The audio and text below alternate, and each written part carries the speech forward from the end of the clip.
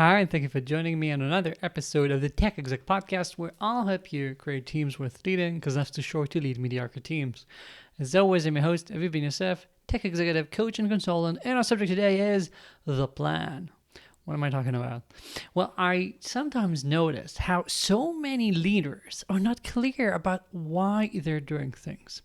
They even if they end up doing the right things, they don't have a way of articulating to themselves even why they're doing things the way they're doing. So for example, I might be talking to people about why did they end up not investing in that part of the technology? Why did they choose to treat things like that?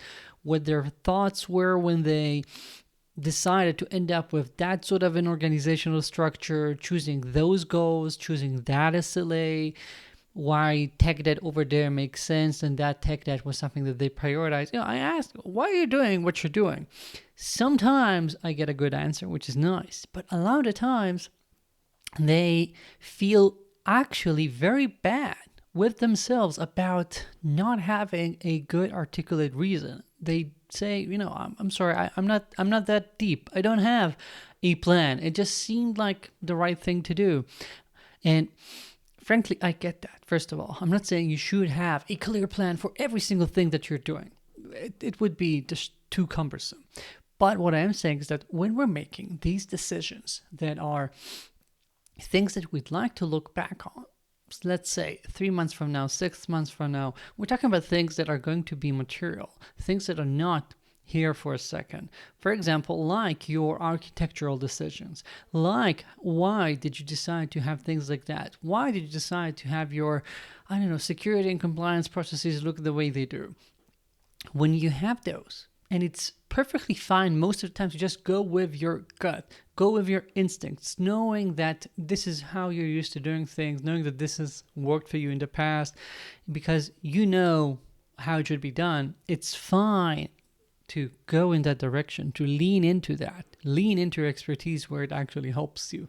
But you have to take a second and think about why you're doing things, have a reason, have a plan. Why? For all sorts of reasons. First of all, when we're just doing things based on our gut, what ends up happening when someone eventually sees something and it doesn't make sense to them, you will find it so much harder to explain why. When things go wrong, if you don't have your thinking about why you even chose that, you cannot easily learn from it. How will you even notice it next time if you don't ever take a second and think, why did I even end up doing it like that? Another reason I'm talking about this is that I'm recently talking to a startup that's going through an M&A process.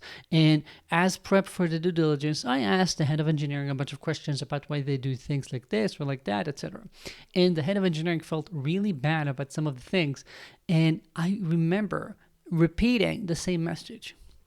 Look, when I ask you 2-3 questions deep about why you ended up doing things, what are the alternatives, what are the risks, you seem to have a good answer to all of those. Even if you never took a second to sit down and write it up, when I ask you, hey, but what about that edge case, you have a good reason why you specifically decided to ignore it for the time being, or why that thing is not a security risk you're prioritizing at this moment. You do have an answer.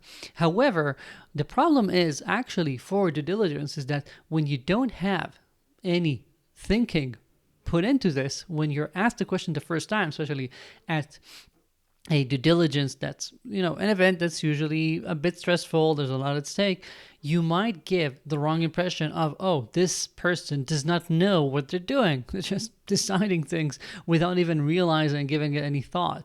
But the fact that you have made a decision based on your intuition, based on your experience, should not necessarily be bad. What's bad is that you never took a second to explain to yourself and to your organization why you're doing what you're doing. And therefore, I think that this episode's takeaway for you is to realize when it makes sense to have a plan, to write down your assumptions and have those written down.